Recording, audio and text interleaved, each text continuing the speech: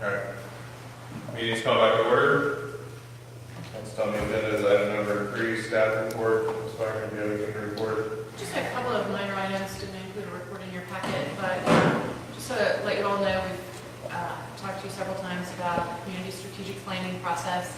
We do anticipate having a contract on the agenda for next week to work with a firm that was selected by the interview group, and we would start work on a process in March, moving forward there, and then having that work completed by the end of the year. We'll have a timeline included in the information we'll provide to you all, but we'll ask you all to start thinking about people to be involved in the process.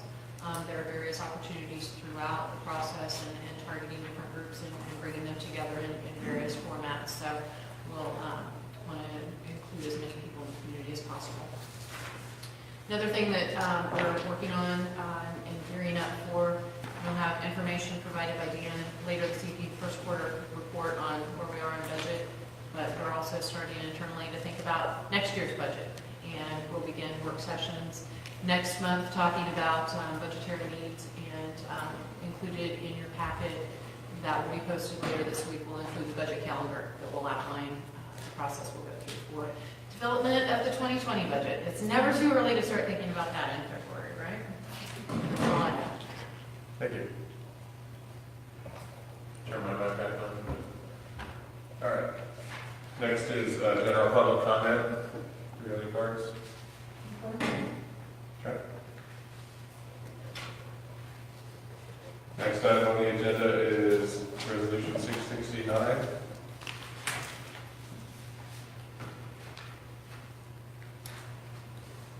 Do I have a motion?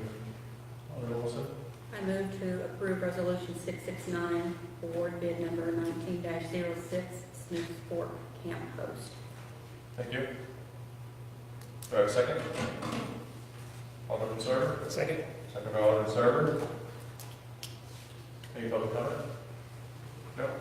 Any discussion? All those in favor of approving Resolution 669, say aye. Aye. All opposed, say no. No. 3-1. Motion carries. Next item on the agenda is the 2018 audit presentation.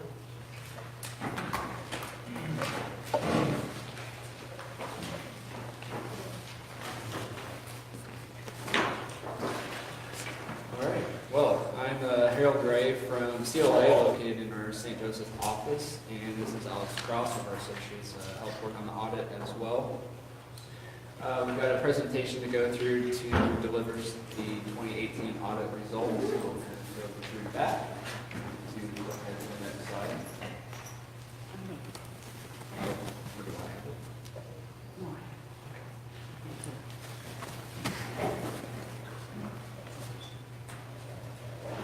So as far as the agenda, I'll give a short introduction, and then we'll go through some required communications, internal control communications, and then some financial statement highlights. Click to the next.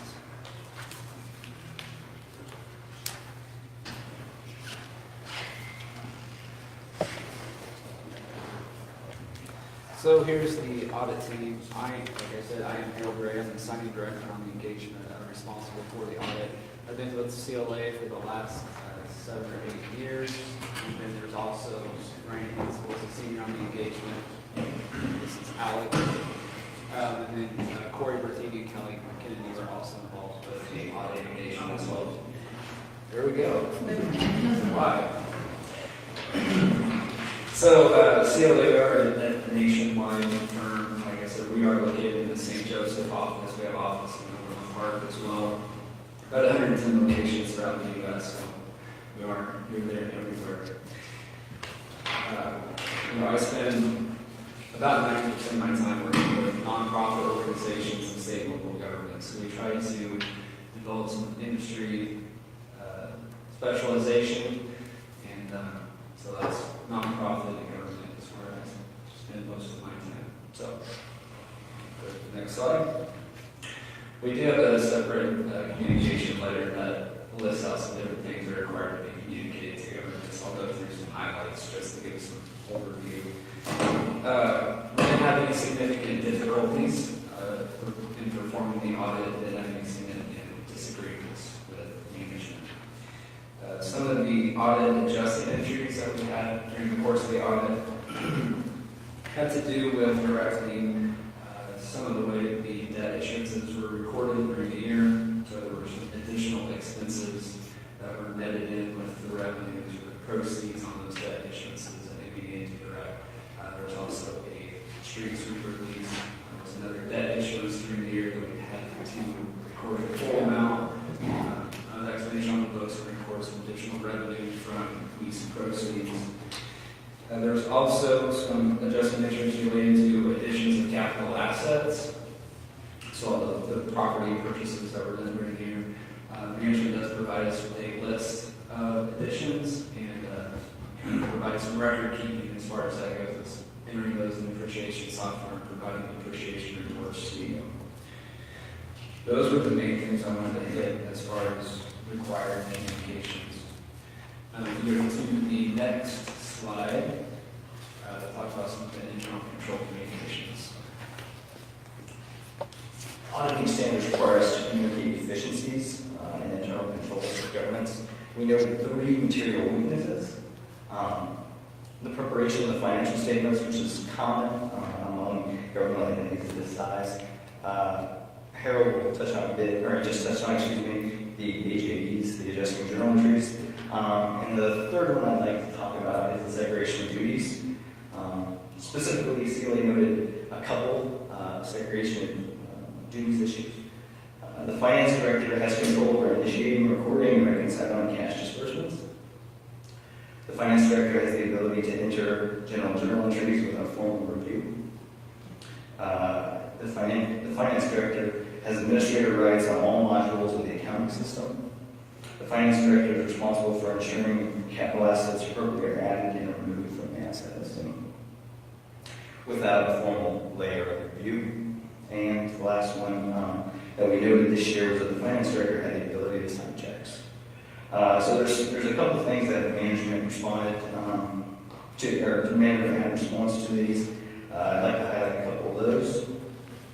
The checks will be written by accounting staff and signed by the city administrator in the future year. Journal entries will be signed off and reviewed by the administrator. The administrative rights from the city's accounting system will be moved from the finance director to the assistant city administrator. The accounting staff will be trained on reconciling bank statements. The finance director will be removed as the signer on all bank accounts. And the last one was that the asset listing will be managed. It will go from the finance director to the accounting staff for the finance director to review and sign off on. We had an element of unpredictability, which is required due to auditing standards. And what we did this year was we performed some additional procedure over bank statements, noting anything unusual or interesting. We did see that the finance director had signed a check. However, we traced that to support or appeared reasonable. The real issue was, the real underlying issue was that the finance director had check signing abilities. The only other thing I'd like to note is that there was another matter, which is budgetary compliance. Over a couple different funds, the expenditures were greater than budgeted. And that's what Harold talked about with the AJEs. There were some additional expenditures due to our AJEs over capital project improvement and the street sweeper debt issuance that caused expenditures to be greater than budgeted.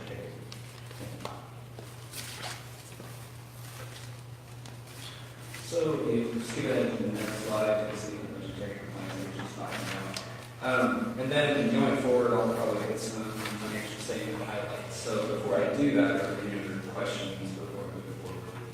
Trying to get a chance to ask anything. Okay. Feel free to shout them out if you do, as we're going through it. So, moving ahead, a couple of slides, I think. So here's an overall summary of all governmental funds, revenues, and expenditures. So this is like your general fund, transportation, sales tax, capital improvements, things of that nature. And looking at the historical trends, revenues have been trending upward, but the orange bars of expenditures have also been trending up over the last 3 years. One of the things we highlighted on the next slide is a month's expenditures and fund balance. So the way to think about this is somewhat of a reserve. How much cash and available fund balance do you have, and how many months can you continue operations without getting any more revenue? And so for 2018, it decreased at little under 9 months, 8.72. Typically, you'd like to see at least 6 months, so it's still a really healthy ratio comparing to prior years.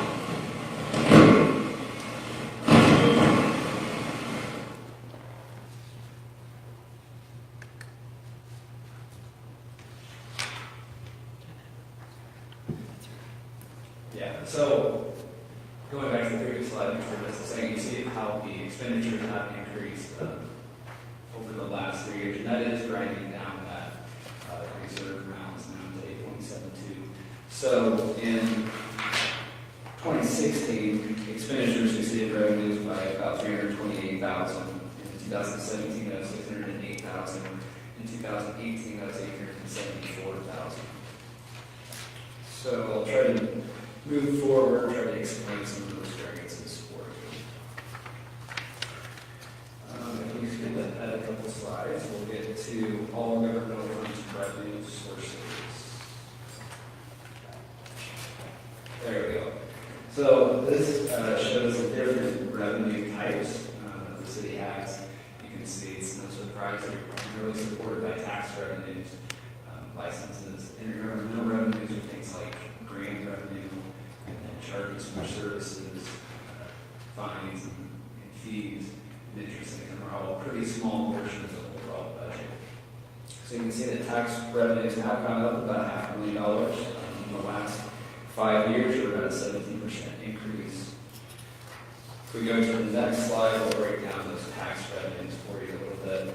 You can see that property tax revenues, relatively small increases the last 5 years. Not a whole lot of change there, but you see that the sales tax revenues have been increasing. And the sales tax dollars that you're looking at here are prior to receiving anything for capital improvement sales tax. So going forward in 2019, you'll see a pretty significant increase there. And then with franchise taxes, really, there's been a historical decrease there. Those are things like cable companies, telephone companies, gas and electric companies. And in 2018, there was a franchise fee instituted from the water and sewer fund over to the general fund of $50,000. So that's what increased the franchise taxes for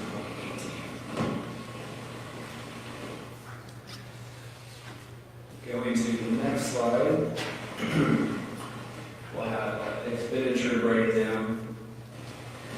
This breaks it down into the different types, so general governmental expenses, police, municipal court, public works, things like streets, parks and recs, and capital outlays. Some of the large increases have to do with police. There's about a 22% increase over the prior year. It's about a $172,000 increase in wages, and $350,000 increase between repairs and maintenance and additional capital outlays in that area. And then, of course, capital outlays have also increased. Hawthorne and 3rd Street Utility Program, Amory Road Bridge Replacement, and Downtown Streetscape all contribute to those large increases in capital outlay. And then there's those additional capital outlays which have increased expenditures in total, which is why you're seeing those reserve funds go down. So it's not necessarily a bad thing using those money for those types of projects.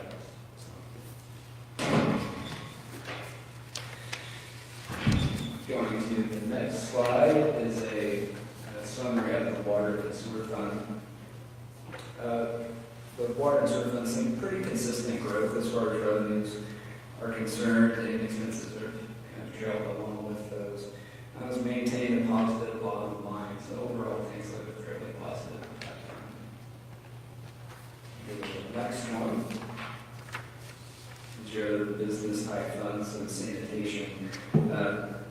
Just collecting fees to recover contracted charges, expected net income to be pretty close to zero, and that's pretty much where it's been.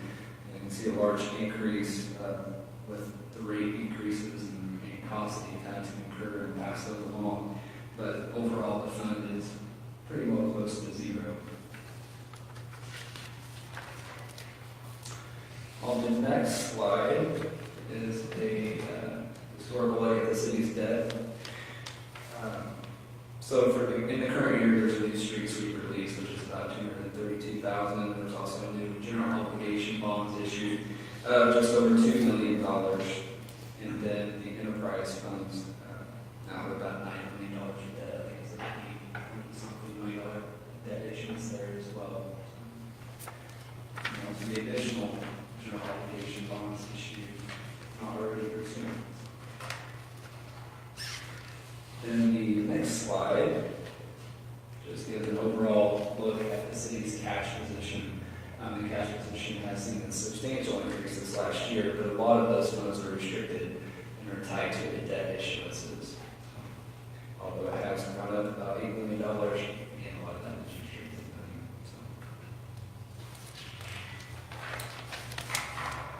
And that was the last one. I think on the next page is our contact information, but give you another chance. Are there any questions or comments for us? I guess I just have one question. I know when we went out for our bonds, we came back with a good rating on that. I know when we went out to do the bonds, we came back with a good rating on that. So the rate of debt that we have for a city of our size and our financial presentation here, it would appear that we are in a pretty good shape. Yeah, the city's in pretty good shape, especially when you look at the amount of reserves that you have on hand too. I think that definitely helping out with that rating as well. And if I might, we do sell bonds tomorrow, so we'll have information to send out to the board once we know that. And we did, again, have AA minus rating, so that was reconfirmed through our rating call with Standard & Poor's earlier this year. I guess one other question.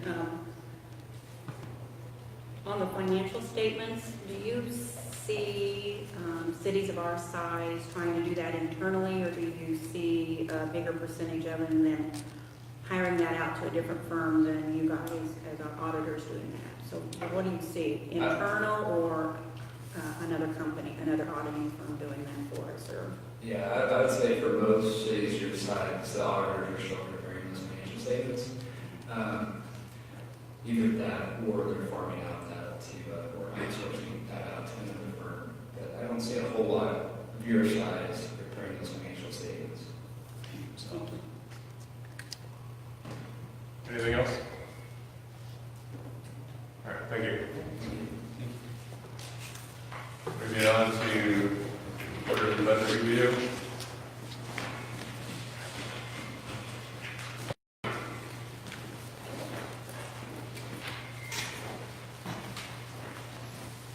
Okay, are y'all ready?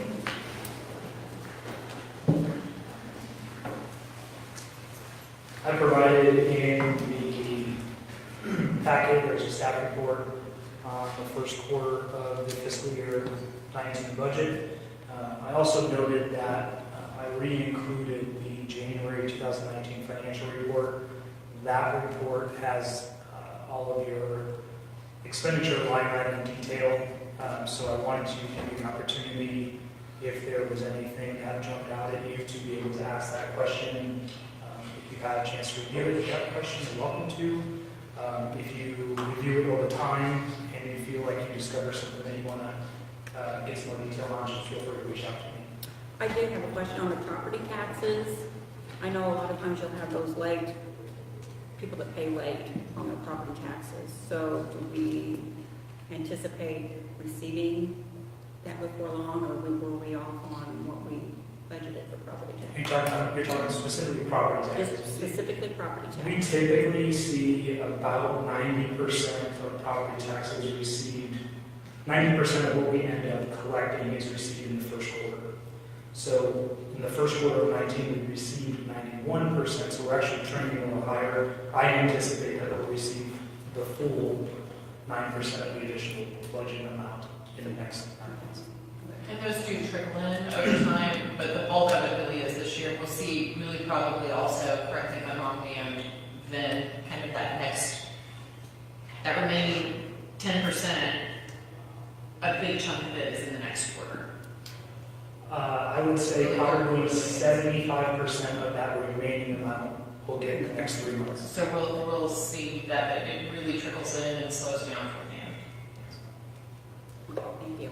No problem. If you don't mind, I'll go through my staff report a little bit. I don't want to read verbatim what's in here, but I'll touch on a couple things if I can.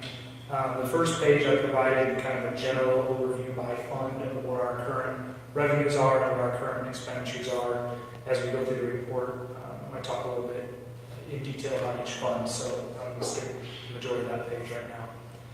When I'm looking at general fund revenues, we touched on property taxes. We're at 91.92% of what we budgeted. We've already collected. That's a great number. We anticipate for the majority of those remaining categories to be right around 25%, being over a quarter of the way through the year. For a lot of those, we are. Specifically on our charges for services category, we're only about 8%. A lot of that revenue is tied up in park revenue, and we're in the dead of winter. So that's pretty typical that we just don't see that come in quite yet. The other item I want to talk about is the 51% of interest revenue that we've already received. In addition to the interest rate being higher than it was, we also are sitting on quite a bit of cash right now. With the COD revenue and the GO bond revenue, we're receiving quite a bit in interest. As we move forward with an investment services RFP that we are looking at doing in the months of March and April, hopefully we'll be able to take some of those revenues and actually invest them even better and get even more of an interest return.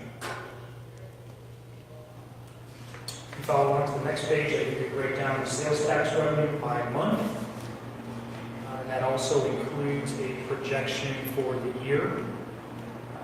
We are trending as if we're going to receive a little bit less sales tax this year than we had last year. However, that number appears to be really close to what we budgeted.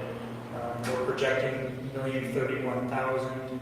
We budgeted $1,034,000, so we're really close to actually what our projections were. But compared to last year's $1,049,000, we are trending down a little bit.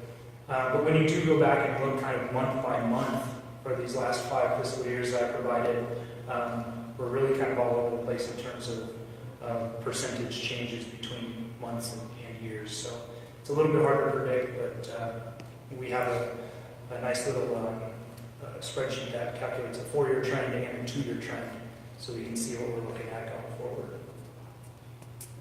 On expenditures by department, that's the next chart you have in your list. Again, you can anticipate that most of that would be around 25% of the budget already expended.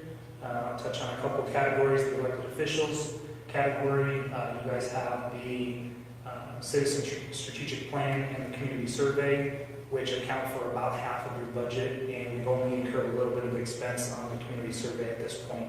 So once those other expenditures come in, that number will increase quite a bit. Also on the Parks and Recreation side, as you can imagine, a lot of those expenses are also paid in the summer, associated with fuel for cutting things and repairs and maintenance and all those type of expenses, not to mention our recreation programs and our summer seasonal workers, all those expenses trend up in the summer. And then lastly, the municipal court. We are at almost 42% of expenditures year to date, but keep in mind that we only budgeted that to be a 6-month department, so in theory we should be about 50% on that department right now, and we're actually a little under, so things are looking good. I've included our one-time expenditures that are included in the general fund, and also the status as to where we're at with each of those right And at this point in time, I think the general fund looks great. I don't anticipate any budget amendments unless something comes up that was completely unexpected. So, you guys have any questions on general fund? Okay, I'll move ahead to capital projects fund. One of the budgetary compliance findings that we had in our audit dealt with this fund. It had to do with the fact that the first GO bond issuance was $2 million. We were anticipating $60,000 of cost of issuance. So what was budgeted was $1.94 million of revenue.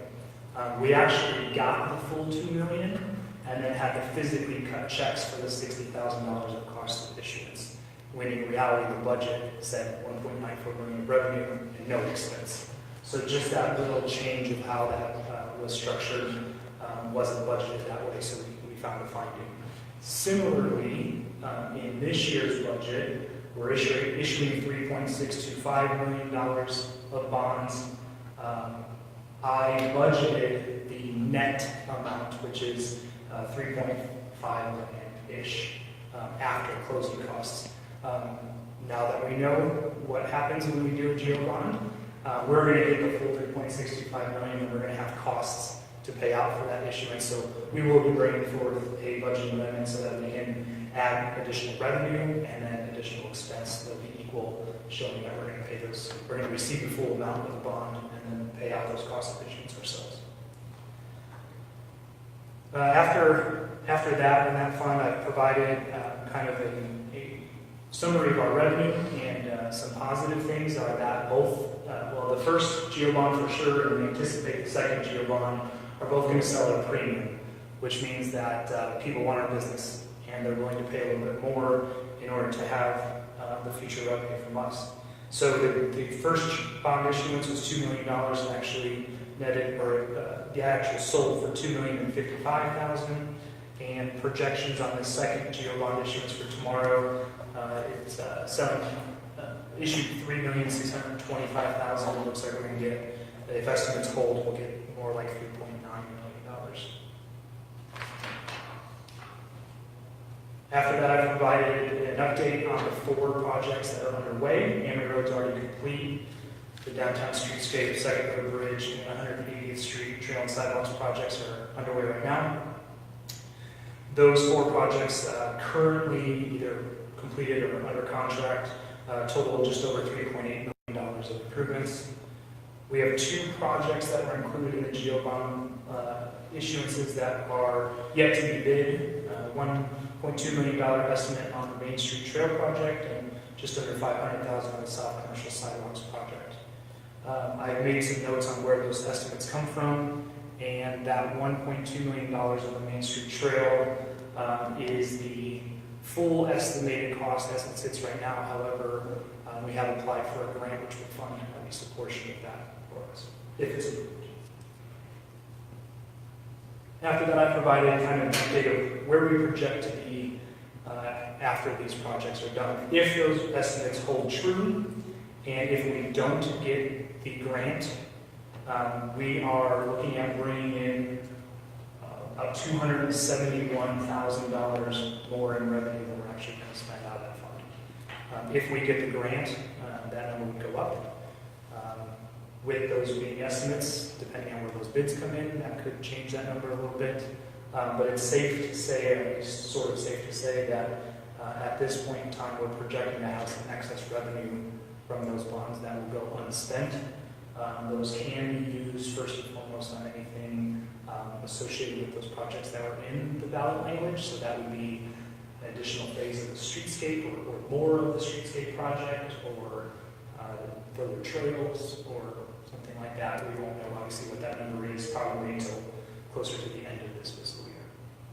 One thing I might note too, and Dan has noted it in his note here, that estimate for the Main Street Trail in particular is higher than what we had initially anticipated, and higher than what was anticipated by HDR in their estimates when they put those together in 2018.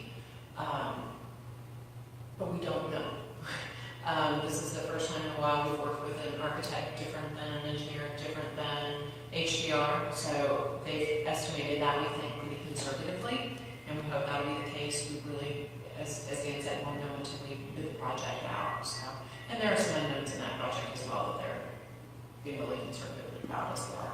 But as Dan said, we'll later, probably late fall, be coming to you all for additional discussion with regard to that, what we hope to continue to be as excess revenues available for expenditure as part of the.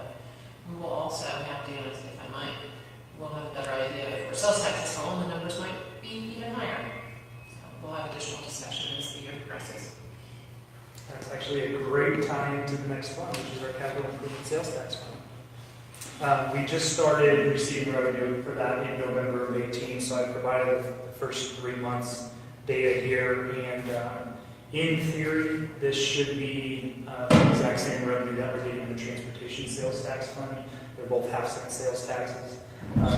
The capital improvement sales tax fund is, because it's brand new, people are learning how to report that. It's just starting to come in. It's been well behind transportation sales tax specifically. It was in November and December, but in January, we were within 1.5% of that transportation sales tax revenue. So we're getting up there. And actually for February, we were right in there as well. So that looks to be like it's starting to come in really well at this point in time. The only expenditure out of that fund is actually a transfer to the debt service fund in order to pay payments on the bond issuances. And we've structured our bond issuance repayments this first year, they're interest-only payments. We didn't want to bank on having to make this large payment that included principal. We weren't sure how the revenues were going to come in. So we structured that to be interest payments this first year, and it appears as though revenue is going to come in to cover those debt service payments without any kind of an issue. Just a note, I know this when we talk budget too, if the capital improvement sales tax revenue is ever not sufficient enough to pay those debt payments, the city is obligated to approve a debt service property tax levy. When we originally started talking about these GO bonds and everything, we've specifically addressed the fact that we believe this revenue will be sufficient enough to cover these payments over the full 20-year life of the loan. But I'd like to add that when I have a chance to add that. Next one is the transportation sales tax fund. I've provided those numbers to you over the first 4 years. And again, that projection is based on both a combination of a 4-year trend and a 2-year trend. And those numbers are looking really, really good.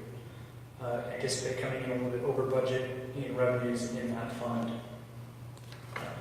When we look at expenditures in that fund, the majority of them are one-time expenses. I've included a list of those as well as kind of an update of where we're at.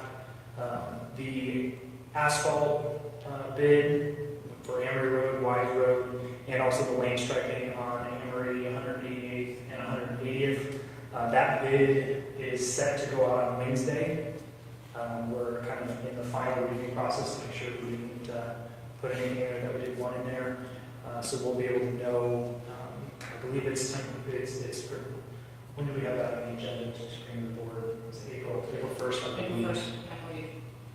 So at that point, we'll have a good idea of where those budget numbers came in for those projects. Want to touch base specifically on the sealing or the micro surfacing of Commercial Street. We had talks during the budget process of sealing this downtown here, and the board directed staff to include that micro surfacing on Commercial Street all the way out to the roundabout, and then from the roundabout to 169. There is a portion of that road that we don't feel like it's the best idea to go through and microsurface that yet. We are going to be doing the South Commercial Street sidewalk project, which is going to bring in some heavy equipment and some dust and dirt and all that. And then also a new or a replacement of a water line for the TIF district, the marketplace, is actually going to come right through or next to Hospital Drive there, and actually it's going to tear up Commercial Street. So we don't want to quite go through there and do this and then have somebody come back and tear it up right behind us. So we're going to recommend that that that part of that project is to be delayed until after those two other projects are completed, which will probably push this until fiscal year 20. Jack, also the subdivision behind the high school, that'll be coming through commercial this year also? That's the plan. And then what about the villas? Is that a couple years out? 2 years. Okay. Seven years. So three things that'll impact that section, right? Is everybody okay with delaying that? Yeah, good idea. So I've got a question there on the way, and it's since we have that as a one-time expenditure in the 19 budget, and if we move that forwards to 20, I know in talking, would those be considered encumbered funds, and we would move that forward, Yeah, so we we can keep it that way? Couple or different how do we options. handle that? We can encumber it. In order to encumber it, we do have to have an award by the board to a vendor, a contract to a vendor. So depending on when that timing comes in, if we can get that in before October 31st, then yes, we can encumber that. Another option would be to, I can present an amendment to actually reduce the expenditure budget in that fund by $58,000, and then we can include that in next year's transportation sales tax. And transportation sales tax, we do or do not have a reserve, Projected at about $250,000. a reserve policy. But we don't have a reserve policy.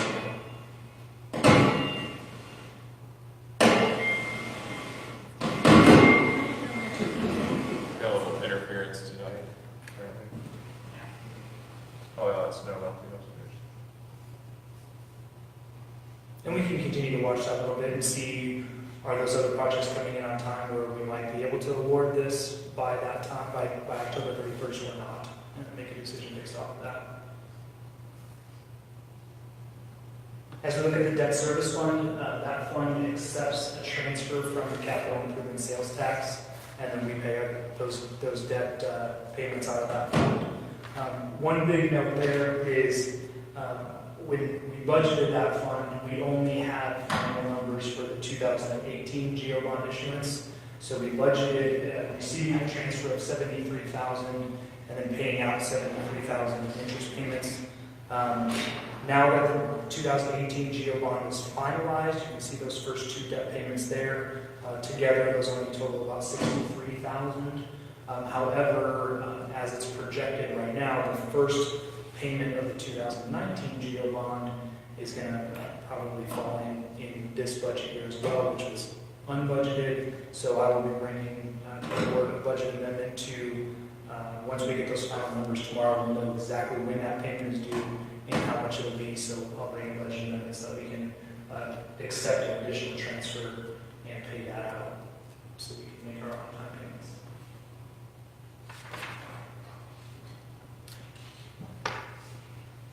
I've included a summary of the water and wastewater systems fund.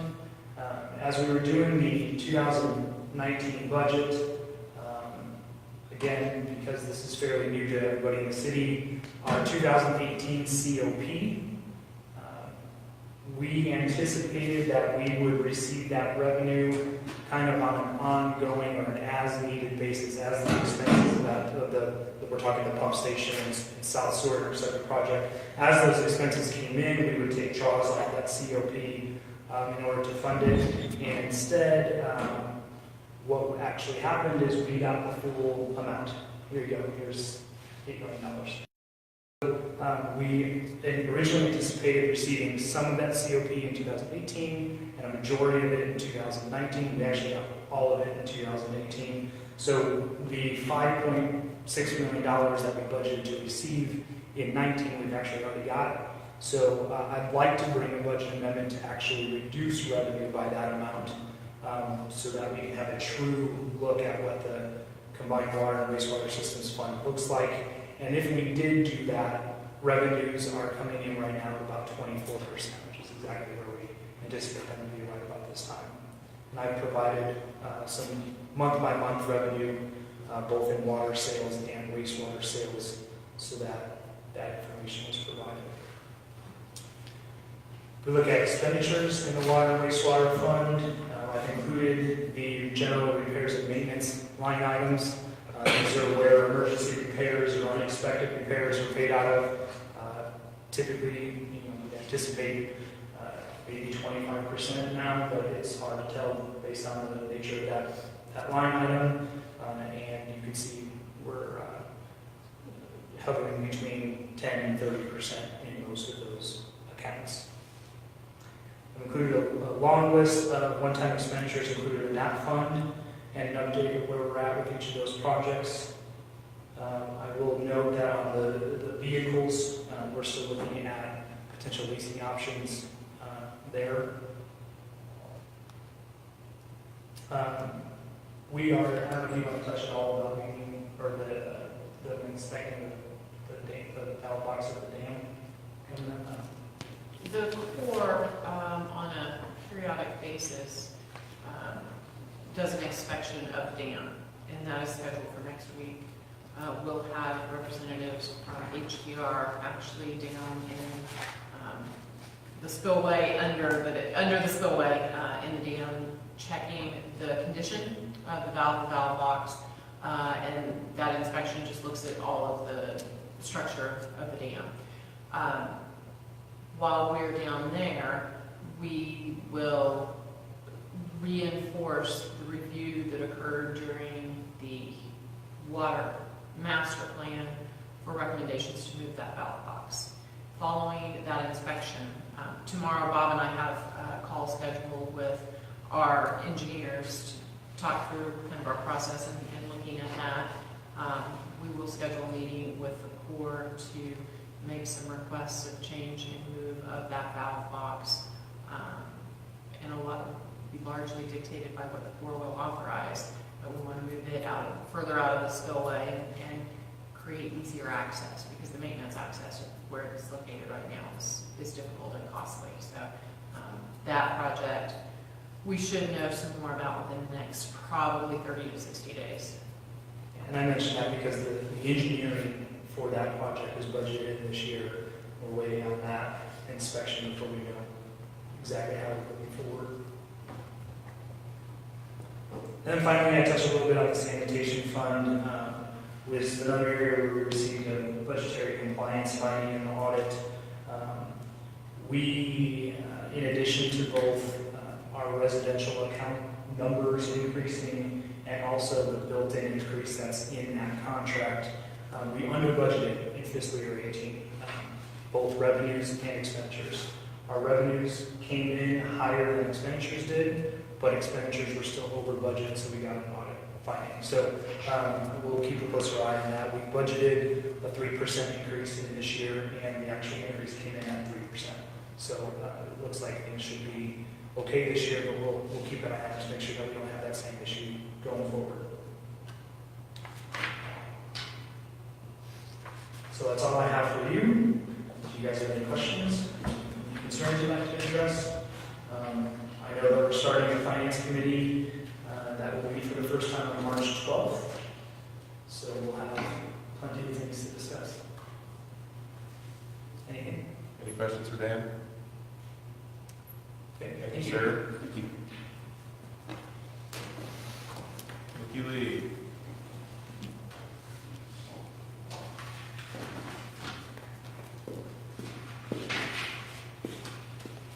Okay, I'm a little nervous about this microphone.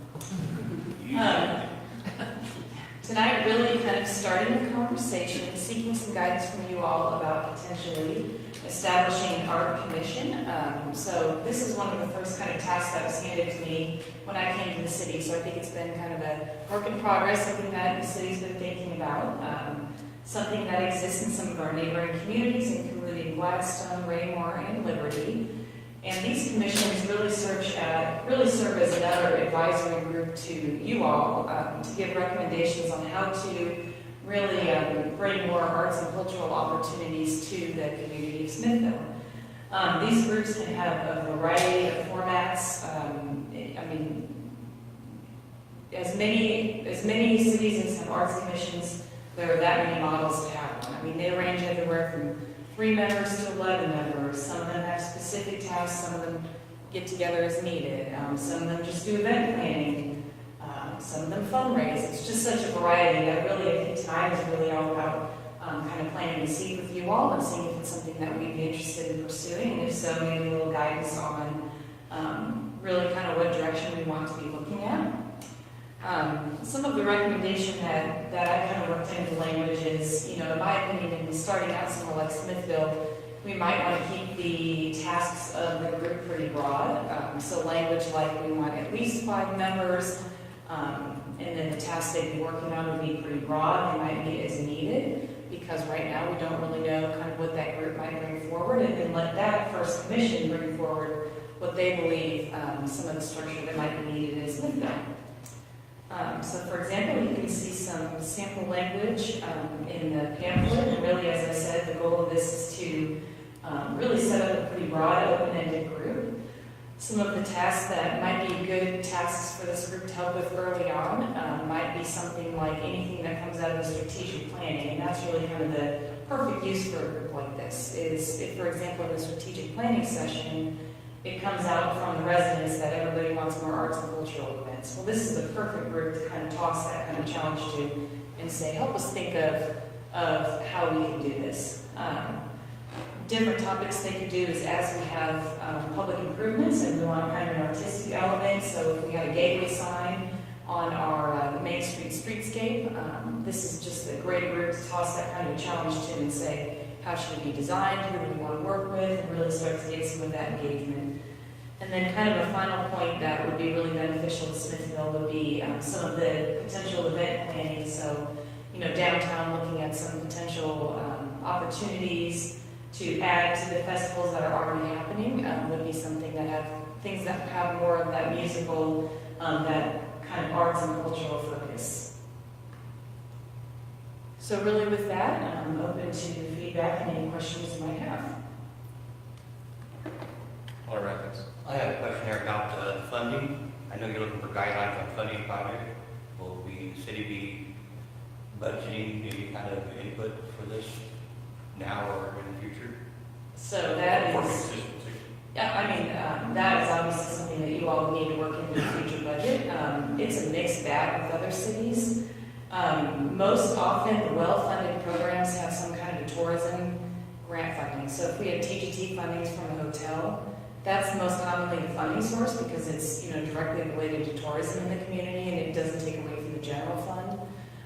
There's a lot of places that don't have any funding for their art commission because that art commission might be as needed and kind of provide opportunities really on a volunteer basis.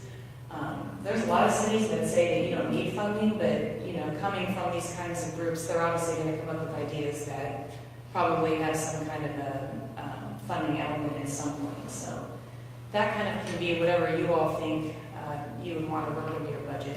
The other thing is that a lot of these can be grant funded, so there might be groups that you might say, we'll support you, we'll appoint you, you can meet by our space, we'll give you kind of, you can have events downtown for free, and we'll support you in these ways, but if you want funding, then you need to look for outside opportunities. That is one advantage to the Smithville Legacy Fund, is that now that we have we're more active in the Legacy Fund, that is a 501c3. So a lot of grants that the city might not be eligible for, we can actually apply through that 501c3. So that really opens up a lot of doors that we haven't even been able to use before. I have one more question then. How about any kind of tie-in with our school systems or school district? I think that's great. I would definitely recommend that probably one of these Arts Commission members be somebody that is very involved on the school, and I think that's already an idea that's been tossed around, but absolutely, and that may end up being kind of one of the leaders of this kind of group. Yeah, I've actually talked to a couple at the school district already about serving. Excellent, thank you. I have a question, and I should have went back, I apologize. In previous meetings where we were talking about, I think it was EDC, of who to include on that board, and I don't know if we use the same terminology as active in the Smithville community, but I think if we discussed of defining that more, what that is, I would like to see that same probably language carried over into this as well. And Can you read A2? Yeah, 'cause I think we talked about we needed that more defined. So I think we need to be consistent with how we're putting that in everything that comes to I work in think the we have city. a resolution on that, but that they can do the same. There's a couple of options with the arts commissions. Liberty, they have to be all residents. Gladstone, Raymore, they have to be a majority of residents. So there's a way that we can kind of say, there at least needs to be at least 5 members. At least 5 members need to be residents. And anything above and beyond that might be something from the outside. But we can certainly work that language to whatever is, the board would like to be pleased with.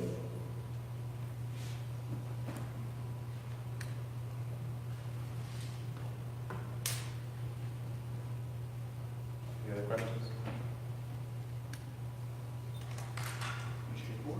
Thank you. Jack, you're up.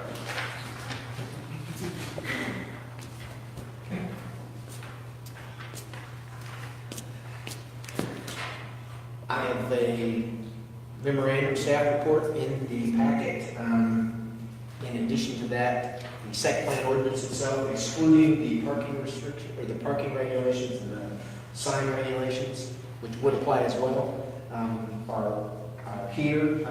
This is more of an overview of what we've got. I think it would probably be better if you all have questions. I can answer those questions. I don't know that there's much more I can present other than what to put in writing. Trying to explain how we set it up and the methodology of enforcing it. So if y'all have any questions, I'll certainly do my best to answer them.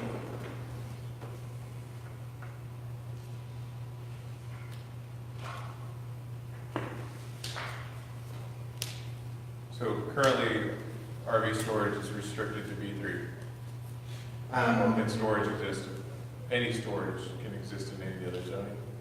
Yeah, and I was looking at it from a zoning perspective as to the uses, but from an RV standpoint, I do not believe they are authorized in any other commercial district. It's only B3. I believe we have a legacy provision from years ago that RV storage can occur in ag, but we don't have any. Everything we got is B3. So this mentions RV and mini storage, right? So does our B4 stop at Bridge Street? Our B4 district is from the river to Meadow, Yeah. from 169 to roughly Smith Street. Okay. Right. So once we cross the bridge, that's B3. There is a section, Patterson House, I believe, is also B4. Okay. It may have Because been. it's historic. Yeah. Part of the historic downtown stuff. Everything else is either B3 or residential, R1, R2, around the downtown area. If they wanted to see it, do you have, like from planning and zoning, where we're talking about the medical marijuana, and you have that? The master map? Is it behind there, or where all the B3s are located? That's kind of where all the churches and stuff are. Yeah, yeah. The zoning map, I think it's in his office somewhere. Yes. Kind of- Now, I do not have on board a full zoning map for it. It's been ordered for the 2019 year. And it's where we keep our zoning map now is by contract with the Clay County GIS. So any parcel you want to look at, you can look at on there. But I think it's easier from a visual perspective to get a map similar to this that has the color designations on it. We've added since 2013, the last colorized map that's in my office in there. We've added a couple of different districts and changed some stuff. So in order to make it work, we'll have to change all the colors. It's going to be confusing, I think, but ultimately there will be a legend that shows you what it is. On all those old maps, you'll see that B3 is red. Well, that's going to have to change because of the layers of all the other entities we have. Districts we have to change the coloring so that we can make them discernible. You can see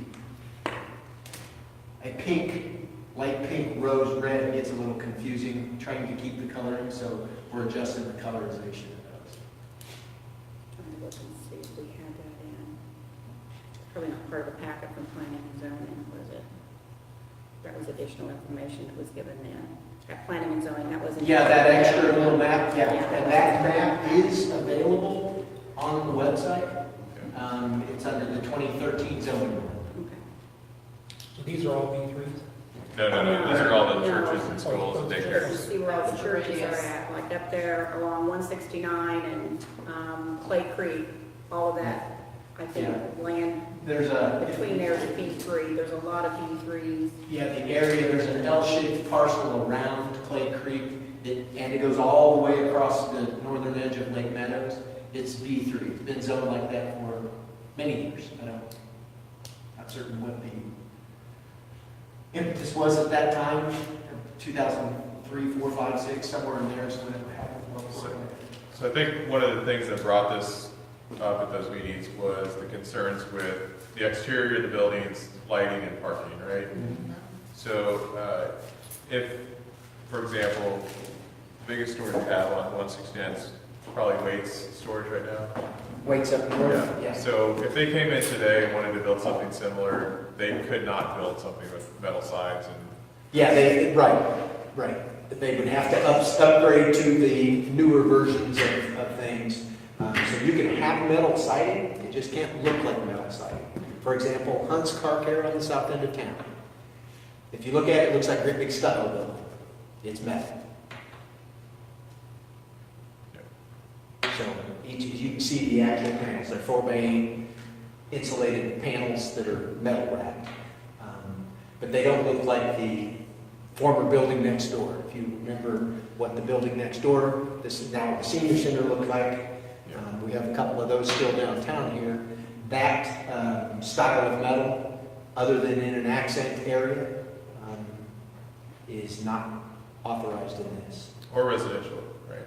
Somebody wants to do more buildings full metal, they can do. Right, we have no regulations associated with how your house looks from an individual home, other than it has to meet the minimum standards of the code, has to be fully painted, and that kind of stuff. But you can paint your house pink, as I'm sure some of the aldermen are aware.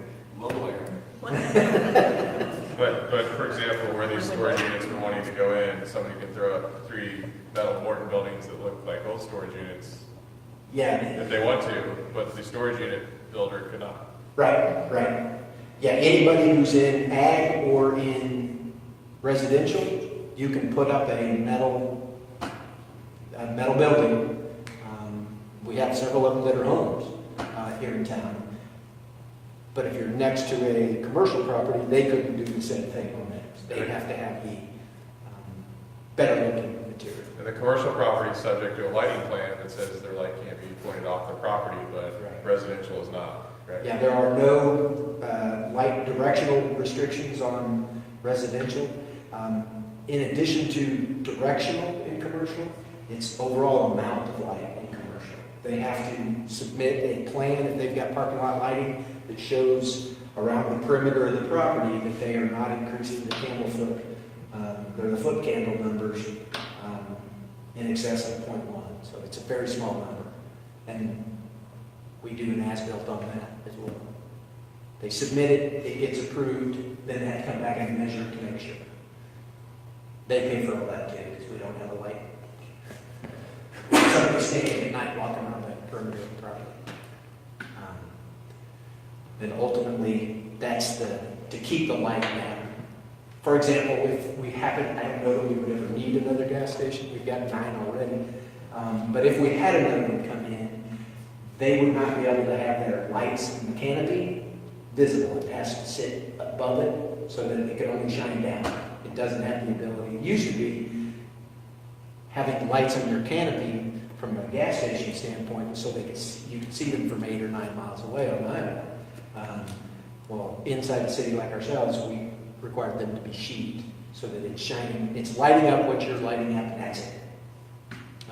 Also, any outdoor lighting has to have a dimming feature automatically in it in the code so that it turns down at night. If it's adjacent to residential. Doesn't matter if you're in the middle of an industrial park, you're not impacting anybody's sleep, hopefully.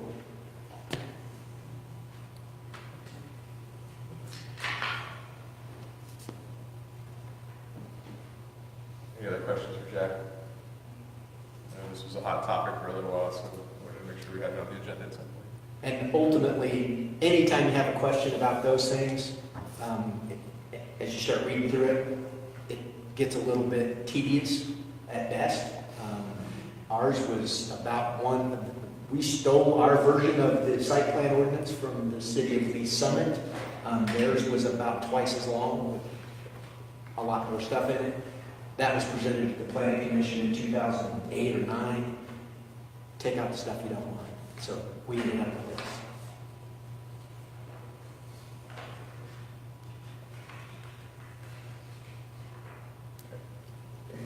No questions for Jack? Thanks, Jack. All right. No further business, I'll entertain a motion to adjourn. Moved.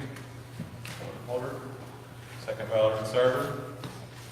All those in favor of adjourning, say aye. Aye. All opposed, say no. Motion carries, we stand adjourned.